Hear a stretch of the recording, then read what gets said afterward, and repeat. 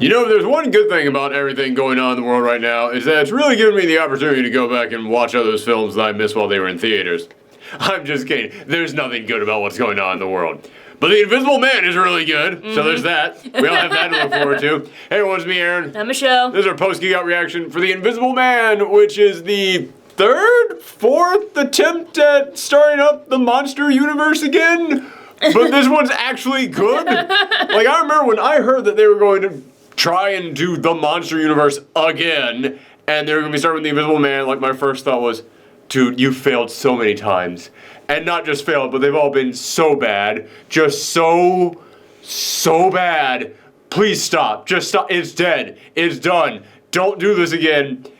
But a couple of years back, I made a video where I said, listen, if you are going to try and do the monster universe thing, here's what you do. And I laid out a plan of what they should do. And I said things like, don't start with one of the big ones, start with one of the lesser known characters.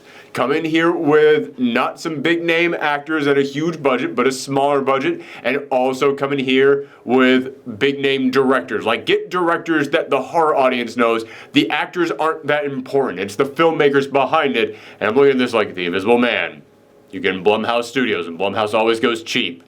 And yeah, there are some named actors in here. Like, I know that the lead actress in this, she's one of the people from the Handmaid's Tale, which is a big deal. But it's not like Tom Cruise, Johnny Depp. It's not like that. It's like, okay, so it's somebody who isn't a huge name, but she's known for good stuff and she's an upcoming star. Okay, well, that's not bad. And the director, I didn't know the director, but I looked him up afterwards and I went, oh, that guy? Okay, that's awesome. So even though my first initial reaction was, oh, don't do this again, everything that I kind of saw from this made me go, well, maybe it could work this time? And after actually watching this, I can say, if this is the monster universe we're going to get now, I'm on board. I am all 100% for this. Like, this is what you do. This is how you make this happen. This is about as good as an Invisible Man horror movie could possibly be. I freaking love this thing. And as I mentioned, I didn't know who the director of this was until after it was done. And I looked it up and went, okay, what else have they done? They did Upgrade. If you have watched this channel for long enough, you have heard me talk about how freaking good Upgrade is. And after watching this, oh my God, that dude knows how to work a camera. That dude knows what to do, and we'll get into the camera work in here in a little bit, but we'll just go ahead and talk about this and the purpose of this film. It starts off with this woman waking up in this really nice house with some man in bed next to her. You don't really know everything that's going on between them, but the house seems completely empty aside from the two of them. And what I love is the use of sound in this film, because so often there's just no music. Like, the sound effects are minimal because people are trying to be quiet, so they try and make the scene completely silent. It works so well for the overall theme of this. But she attempts to escape this house, and they don't stop to explain crap to you in the beginning. They don't tell you, okay, she's in an abusive relationship and she's trying to get out here. It looks kind of like she drugged this guy at first, and you don't know anything, so she's just waking up and she's got some pills, and the guy seems completely out of it, and you're like, what's going on here? But as you see, like, how panicked she is as she's trying to get out of here, you slowly put together, oh, okay, all right, something was going on. That was a bad dude. She has to get out here. This is something that she's been working towards for a while. Like, you get that sense that she has been waiting for this moment, like planning for the day when she can finally escape this place. And you want to talk about how little tiny things in this film let you know these characters and let you know the type of people that they are. There's also a dog in there, and you can tell that the dog is owned by the guy, but the dog likes her. And she's looking at it, it's like, I can't take you with me. No, I can't. I'm sorry, I can't go. And then she's about to go, she stops and is like, I can't let you stay here either. And she tries to, like, take his collar off. And yeah, just like that little tiny moment makes you look at her and just go, oh, good person. Good person. She's trying to save the dog, even though you can tell from how she's acting right now, she wants nothing more than to just get the hell out of here. And she's got the opening, she can leave, but she's got to go back for that dog. And it's like, oh man, I know what type of person that is. That's a good person. I'm rooting her on throughout this film. And we see very little of the guy she's actually trying to get away from, because he is, like, out of it during this whole thing. But as she's escaping and as she jumps into her sister's car when she comes to pick her up, you see that guy come running up, and it is like maybe 5 seconds of screen time that he gets. Holy crap, those 5 seconds of screen time just make you go, oh no, get away from him, get away. The opening of this film, when he is running up to the car, is one of the most frightening scenes I have seen in any film in years. It is excellently done. But she gets away, and then she starts spending the next couple of days over at this friend's house, and the friend is a cop. And this is one of the few problems I had with this film, is that they never really explain anybody's backstory. Like, anything that you get from these characters typically comes from, like, one line. Like, how our protagonist knows the rich guy whose bed she was in, and the guy who had been, like, doing all this stuff. You go into detail about how he had been trying to control her, about the abuse he had been giving her, but when it comes to, like, how do you know each other? Like, they met at a party. That was it. That was all. That's all you get from that. It's like, oh, okay, all right then. And she's staying with this friend of hers, and the friend is a cop, and we eventually learn that she's a fashion designer, and I kept looking at this like, fashion designer, cop. How do you two know each other? Like, did you know each other from high school, from college? Like, where, like, because those are two very different career paths. So yeah, I wish we had gotten a little bit more detail on them. But they eventually learned that this guy killed himself after... Yeah, the rich guy killed himself after she escaped him. And, oh, by the way, the cop has a daughter, too, so yes. She's another important Which will be an element, that'll be an element in this. Yeah. But the rich guy ended up killing himself, and he left her $5 million, and the person who is the attorney for the rich guy's estate is the rich guy's brother. Mm-hmm. And that guy, you keep looking at him throughout this entire film like, you're up to something. And maybe it's just the mustache that he has. But maybe it's the fact that, like, he's an attorney and he works for his scumbag brother. Even when he's, like, talking about what a scumbag he was, he's still like, yeah, but the money. But we got to have the monies. Yeah, he's just kind of, like, got this look at that. You just keep looking at him like, okay. Very Weasley. He's got a very Weasley look to him. And you're just looking at him the entire time like... Oh, I'm not. Because there's even a scene in here in which that guy is just like, listen, I understand. My brother controlled my whole life as well. And I kept looking at him like, I don't believe you. Doubt intensifies. I mean, okay, maybe he did, but I still think you're hiding some stuff in here. I still think you're probably just as bad, if not worse, than your brother. I was forming theories about that dude all throughout this film. And I'm not going to say what the theories were or whether or not they were correct, but the film does a good job of planting stuff in here that makes you go, okay, is it this or is it that? Or is it this and that? It's one of those types of films, and they do a pretty darn good job with that. However, this is called The Invisible Man. And as the film goes along, she is trying to recover. She's trying to get back out there, start working again. Yeah, like she decides to give her money to help the cop's daughter go to college and everything. Yeah. So and the cop's daughter wants to be a fashion designer as well, so you can kind of sense like, okay, that's kind of a connection that the two of them have in here. So I wish I knew like the backstory between these two.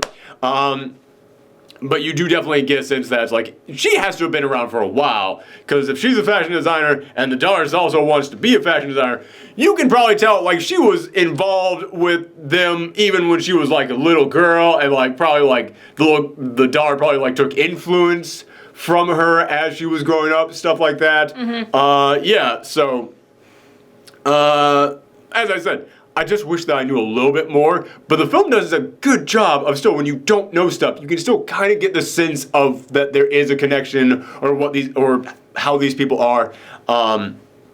So, she tries to start up her life again, but slowly stuff starts happening. She starts thinking that she's hearing things, or she can kind of like sense that like something's around. Like one night she's trying to pull these sheets up that got thrown on the floor, and she thinks she sees footsteps on the sheets, and she starts freaking out. Next day she tries to go in for a job interview, and stuff happens at the job interview, and people are like, okay, you've been through a very traumatic experience. You've probably got some PTSD going for you, and that's probably causing some of this stuff to happen. but things go on. And they start to get weirder and more suspicious. And the film is called The Invisible Man. So you know this is going to be about an invisible man.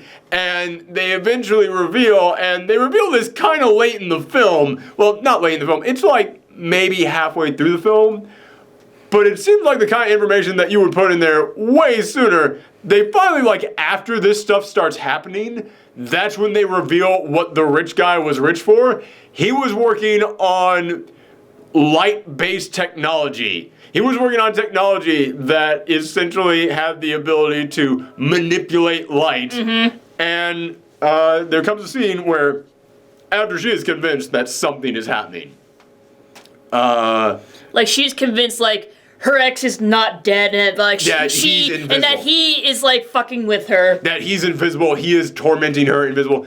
And there comes a moment where, listen, there is an invisible man involved in here. Again, I'm not gonna go into too many spoilers in here. There is an invisible man involved in all this.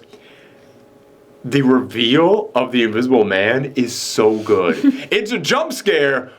But holy crap, not all jump scares are bad. There can be good ones. This is a great jump scare. Because I was looking at, like, the camera is focused on where the jump scare is coming from. And yet still, I was like, it ain't coming from that. It's coming from, like, behind her or something. It's going to be, like, something over there. Nah. I know the camera wants me to look right there. And then, bam, it happens right there. And I flipped the fuck. I think my exact words were, holy fuck, when that scene happened. It was a great reveal. And again, like, there's almost no music, no score in this, because they want everything to feel silent, because that really captures that feeling of nothing is there. But when the score kicks in, when the invisible man actually gets revealed, holy crap, that was like the exact right moment to, like, just come in with the big, stringy violin.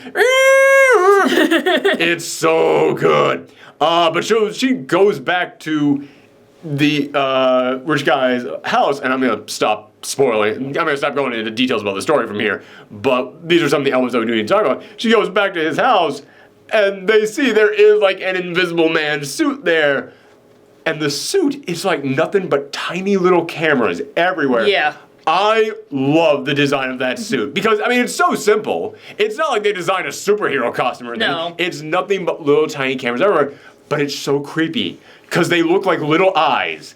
It looks like just some weird, uncanny creature that's made up of nothing but eyes, and it just sends like a shiver. And it's like, and it's perfect for his personality, because he's like, I see everything that you do. Yep. It's yeah. like, Oh yeah. It plays into that. Yeah, and I love just so much about this film. Like, the purpose of an invisible man. Okay, well, how do you make that creepy? Oh, it's an abusive stalker ex-boyfriend who was trying to manipulate you and never wanted you to be alone or out of his sight, and now he can be everywhere without you knowing. Oh, that is the perfect guy to give the invisible man powers to make it a horror film. That is very creepy. Yeah, I thought that was just a brilliant decision in here. And by the way, there are twists and turns in here, and as always, we give our score, then we go into the spoiler part. Yeah, I was really just impressed with that. I was so blown away with the decision that they decided to make this thing creepy. And when things start escalating in here, once you know, yeah, there is an invisible man here, and they are tormenting her, the movie no longer tries to be subtle with that. And they go nuts with some of this stuff. And they go in directions that you look at like, okay, I have no idea how you're going to explain your way out of this. Like, he has wrecked your life so bad, I don't know how you'll ever be able to recover from this. And that's good. Like, the film, like, anytime that film can make you, the audience, go, I don't know how you're going to get out of this, that's great. And the film just goes hard into that after a certain point. But as I mentioned, I want to talk about how this film is shot. This film knows how to frame a shot so that it is looking at nothing, but it makes you feel like, no, there is someone standing right there, which is how she feels all the time. She can't see this guy, but she is constantly looking at nothing like, I know you're there. I know you are there. And then the camera will just be like framed on nothing, on just like an empty door, an empty hallway, empty room, just sitting there. No sounds, no nothing, no movements. But you know he is there. You know he's there, and it is so good how the film is able to set that stuff up. I love how this movie is shot. And you really do root for our protagonist. they beat her down so much that, I mean, this thing starts off with her in a situation that would have been the entirety of another movie.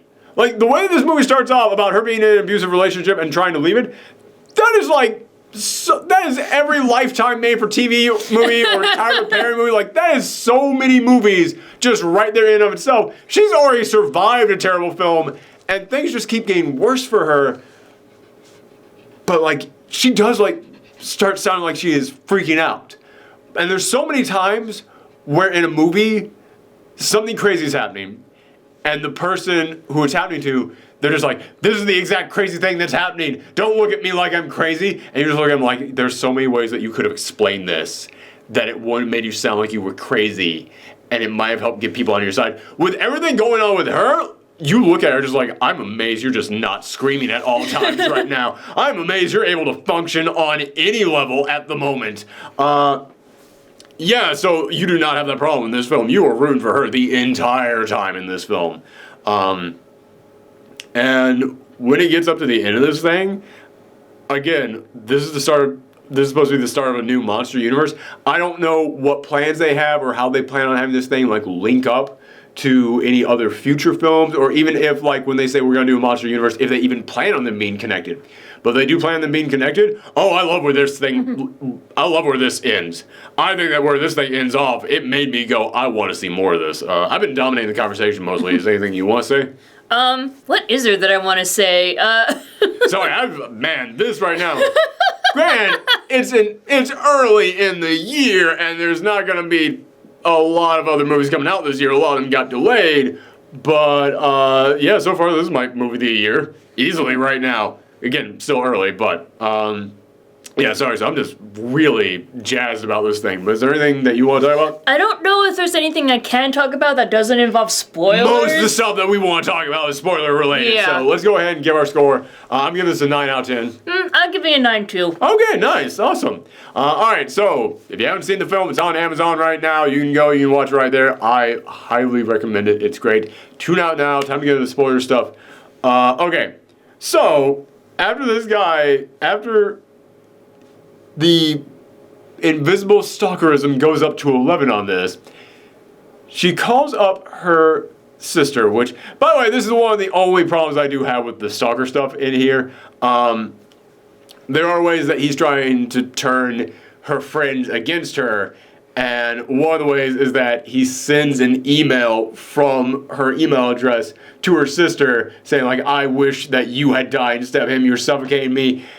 And I looked at that, I just went, dude, there are so many ways of, like, talking your way out. Like, that was one of the ones in which I was just like, after everything that you and your sister have been through, when your sister then comes to your apartment and is surprised to find out that this email exists, and then she keeps telling you, no, I didn't send that email, you're going to just believe the email that is rather, yeah, that is the one thing in this film that I'm like, okay, I'm calling bullshit on that. Yeah. But she finally convinces the sister to come in, sit down with her at a restaurant in a public space, because, like, yeah, nothing can happen in this public place. And they come in, they sit down, and they start talking, and slowly the sister starts getting warmed back up. And then you see the sister's eyes dart over, and then it cuts back, and the protagonist is just going, what? What is it? And you see a knife floating over. A floating knife, yes. Floating knife, and that knife just slits her wrist, and then you just see her hand go up, slapped into her hand. No, the knife, like, cuts the sister's throat, remember? That's literally what I just said. I thought you said wrist. Oh, did I say wrist? Sorry. Yeah. I meant throat. If I said wrist, I meant throat. Sorry. Yeah. That's another thing that happens later in this film. Yeah, it goes in, slits her throat, and then, like, the way that it happens so fast that you just sit there like your jaw, you cannot believe what happened. It's not like you see the protagonist there and the knife slowly floats up over her so that you, the audience, go, oh. No, you see this protagonist talking, then it cuts back to the sister, lean in to listen, you just see her eyes dart off to the side, and you don't, like, it doesn't even register that that could be a thing. You don't care what she's looking at. It doesn't feel like that's anything. And then it cuts back and it's the knife and, wait, hold on, what, slit, bam, arm up. That motion, too, of, like, how quickly her arm jerks up as if someone just grabbed it, thrust it up, slaps it in her hand, close it. And then the entire restaurant is looking at her, screaming, and then she goes to a mental asylum after that. Oh my gosh, and it reminded me of a film that came out like 2 years ago, I think. I can't remember what it was, but the whole shtick of the film was that it's shot entirely on an iPhone. But the film, it was about this woman who had a stalker, and she ends up going to a mental institution, and then like the stalker was working in the mental institution. I thought the film had a good idea, but I think it was a pretty bleh film. I didn't think it was all that great.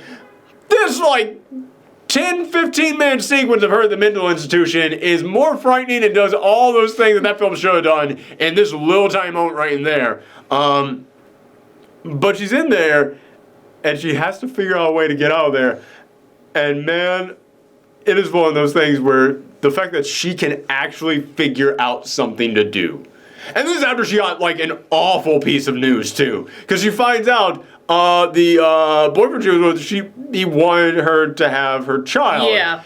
And then she finds out, yeah, he had been swapping out her birth control pills, so she was actually pregnant.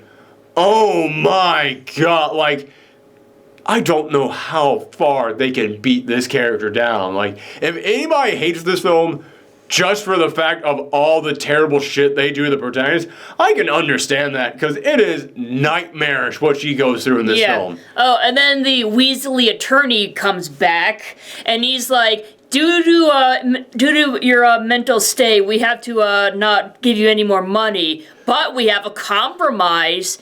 Let me go ahead and say, the moment the attorney popped up, like the moment he popped up, and he was like, you're going to get this money. I could have disputed it, considering the circumstances under which you left, but I decided with everything that's gone on, it was best to just leave it be. Now, you will continue to receive this money as long as you are deemed mentally fit for it and you don't commit any crimes.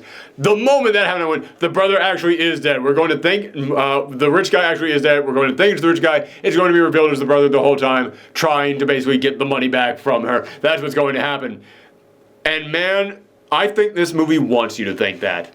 I think the movie wants you to think, okay, the movie is trying to make me think it's the rich guy being the Invisible Man, but no, I'm smarter than you, movie. I know it's actually the brother doing this. I think that's exactly what the movie wants you to do. I think the movie created a red herring within its red herring.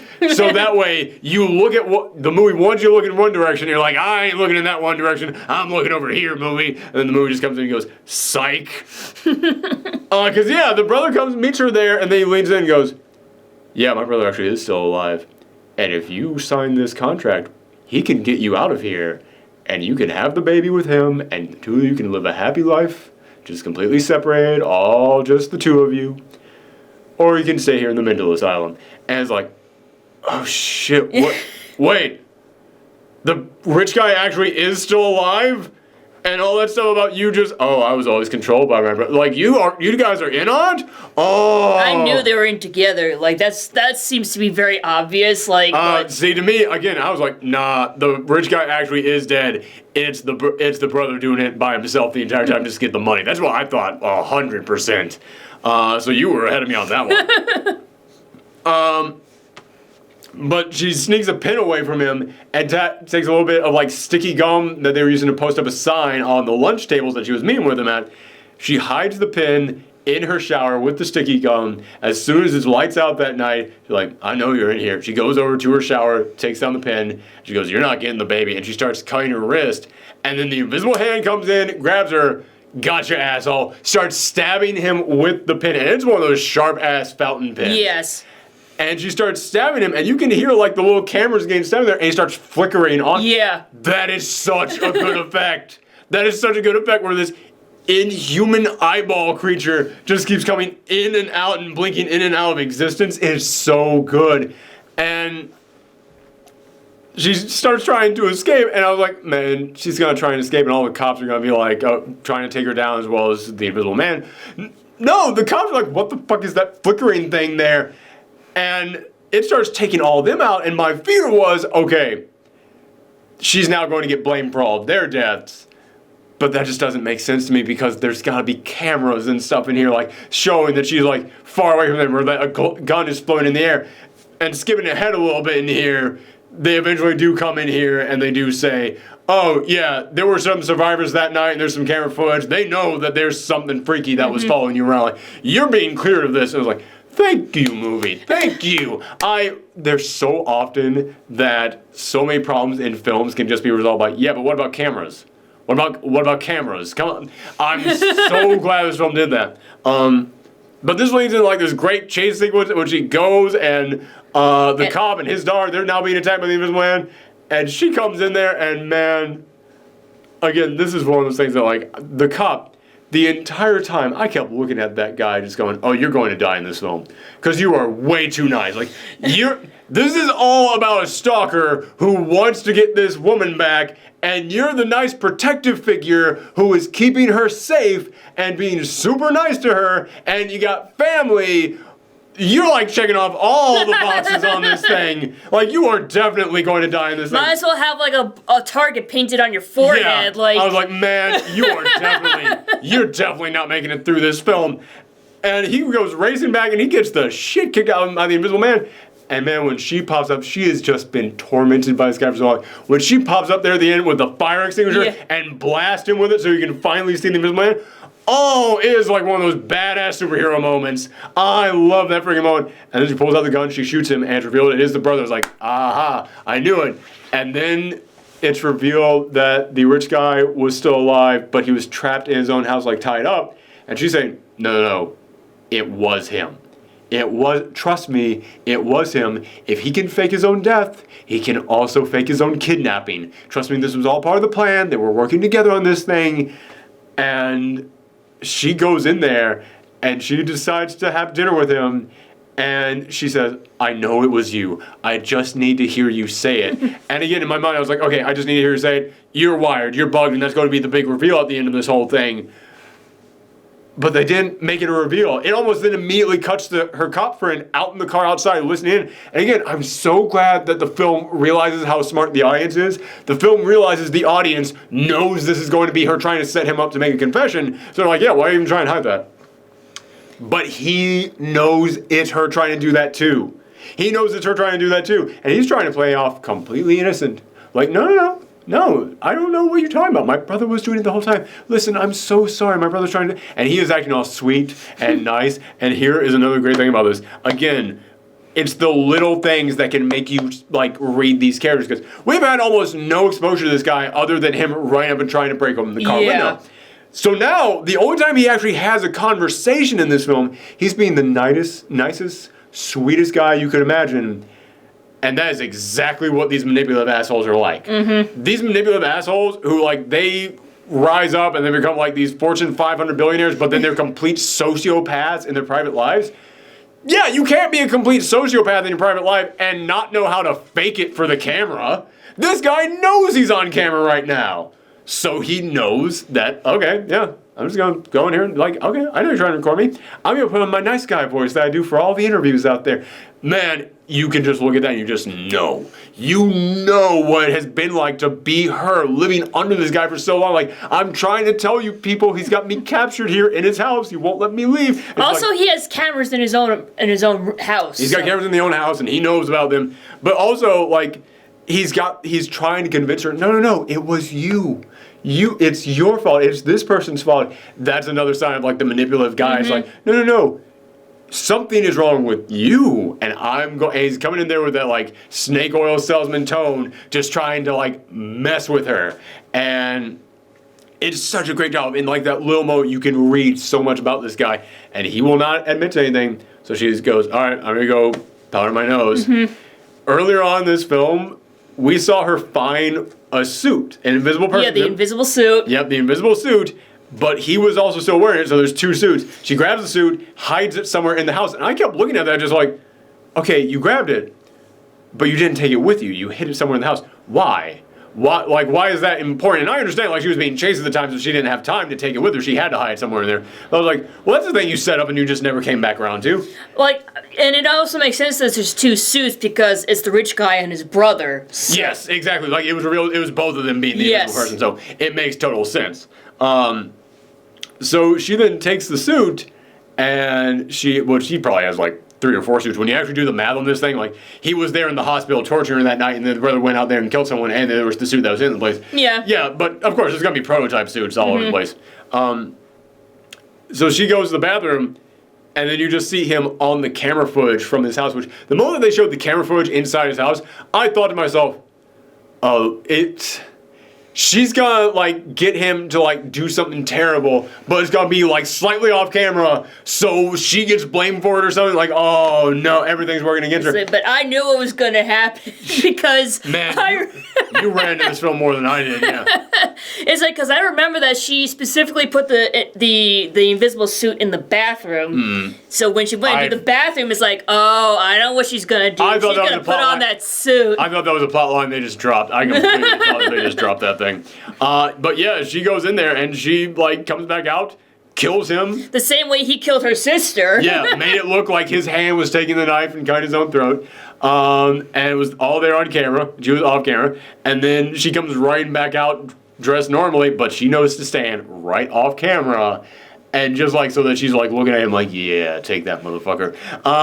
It is so good how she used her knowledge of the house to kind of play with him there. It was good. Like, speaking of, like, the house and everything, is like, I really love the juxtaposition between the rich guy's house and, like, the rest of the world. It's we were talking about this film earlier, and you described him always being like Tony Stark, and when you look, which, by the way, you want to start your cinematic universe, not a bad idea. Now you're learning the right lessons from the Marvel Universe, Universal Studios.